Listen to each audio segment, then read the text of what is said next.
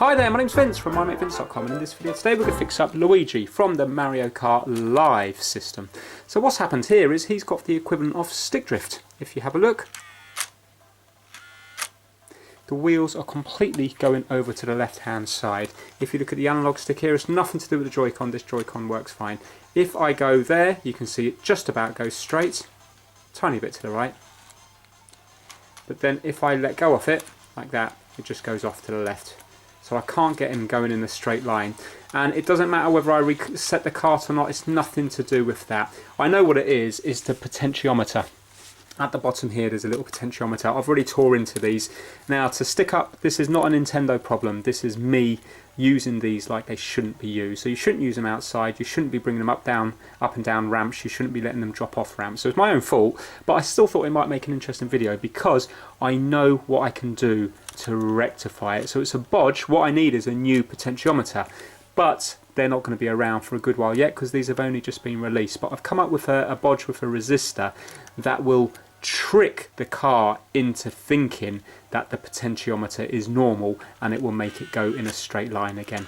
So you can see the problem here. Yeah.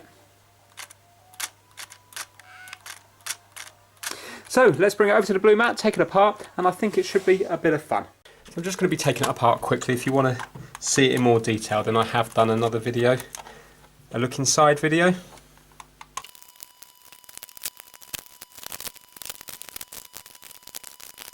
For the time being, just to secure it, I am going to screw the camera back in. It's because there's a little ribbon cable here. I don't want to damage that. Right, so I'm going to be adding resistors here, or a resistor here. I need to work out the value. But I just want to show you the potentiometer because this is actually quite an easy thing to change once they become available, but they're not available at the moment. Okay, so this is the potentiometer here. This one here. So once they're available on places like eBay and stuff, it's just a case of unsoldering the 3 wires and soldering a new one in. But I haven't got that luxury at the moment, so I'm going to have to basically trick it into thinking that is okay. So I'm going to put this part back together because I need to actually turn it on in order to choose what resistor that I can use. So with this one now, if we put the meter to ohms there, it goes between the middle one. So it's like a wiper, and it goes between the middle one and the outer 2. So let me just see if it's straight what the reading is here. Right, so we've got 5 kiloohms, and let's see what the reading is here.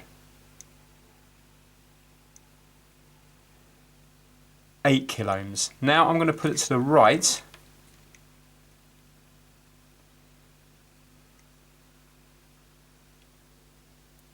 And it's gone up to 9.8 kiloohms. Really, I should be writing this down. Give me a minute.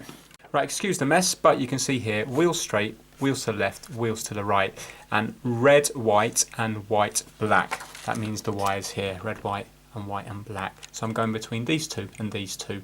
So when you look at the potentiometer, the carbon track goes all the way around from the red all the way around to the black, and then the white has its own inside lane, and then there's a little wiper that goes between the two. So it knows if it's nearer to this, it knows the wheels are one way. If this is nearer to this, it knows the wheels are the other way. Or the resistance, you know what I mean. And the wiper's nearer, the resistance will change. So at the moment, this is what I've got. When the wheels are straight, on the left-hand side, the wires is 4.9 kiloohms. On the right-hand side, it's 8.8 kiloohms. When the wheels are to the left, it's 6.1 kiloohms and 7.7 kiloohms on the this side, the white and black. And when the wheels are both to the right, it is red and white wires are 3.9 kiloohms and white and black are 9.8 kiloohms. So it does look like I need to be dealing in the thousands of ohms. So now let's experiment. If I break it, I break it. It's worth it just to learn. So now let's pop this in here.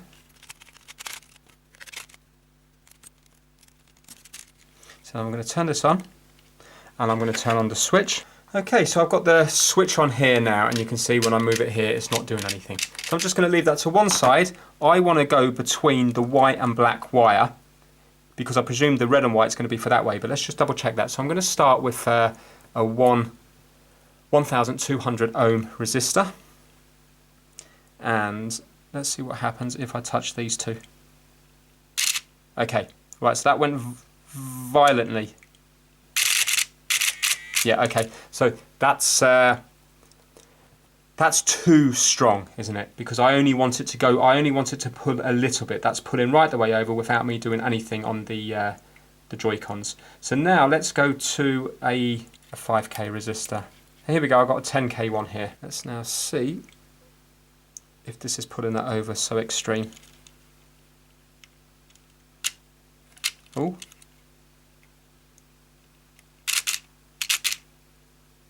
That's not bad, is it? That's not bad. What happens if I go that way? Yeah, so it's already that way. So I'm going to just hold this here with my fingers, and I'm just going to use the Joy-Con, see if I can pull it over. Yeah, look at that.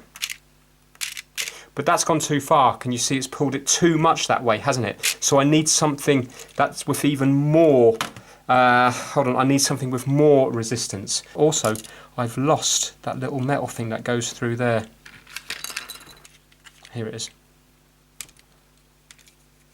So the 1k one was way too strong. The 10k one is still a bit too strong. So let's go to something like 15. Right, I can't find 15, but I have got a 22. Let's go all the way to 22 and see what that does. Can you see that's not doing it enough?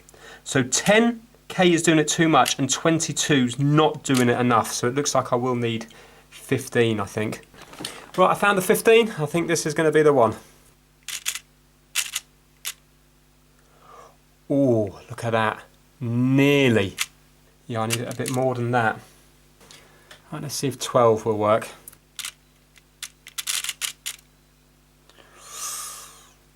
Pretty good. Pretty good. It's a little bit too much though.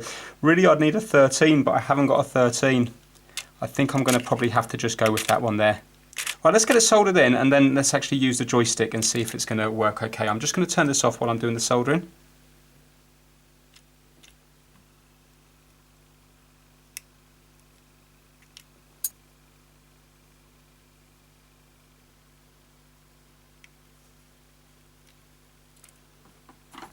There we go. Now let's turn it on again and see how it performs.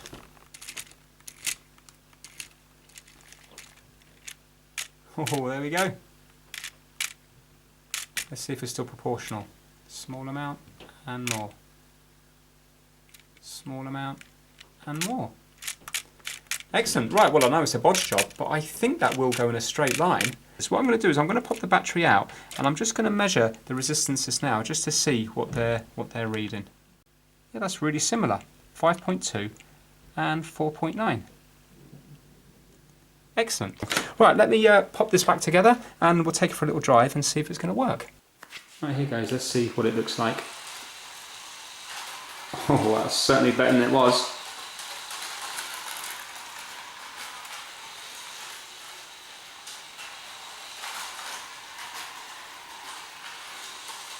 Yeah, it's now playable again. Right, let's just see if it is going in a straight line. Yeah, so forwards it's okay, but it's when it's going backwards, the wheels are definitely turned to the right. Yeah, and there you can see across the length of the kitchen, it went over to the right. So it shows you then on the multimeter, it was showing that it was slightly to the right, and that's exactly correct. So I think I need to put in the perfect resistor, and then I think it will make it perfect. But at this moment in time, it's like 100 times better than it was, so I'm happy with it, but it's still not perfect. But really what I need to do long term is just put a new potentiometer in there, and then when they come in, the car will be working fine again.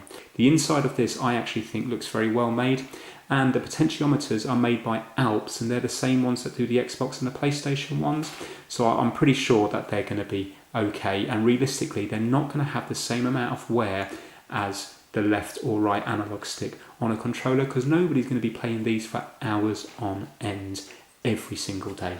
So yeah, hope you enjoyed it. Take care. Bye now.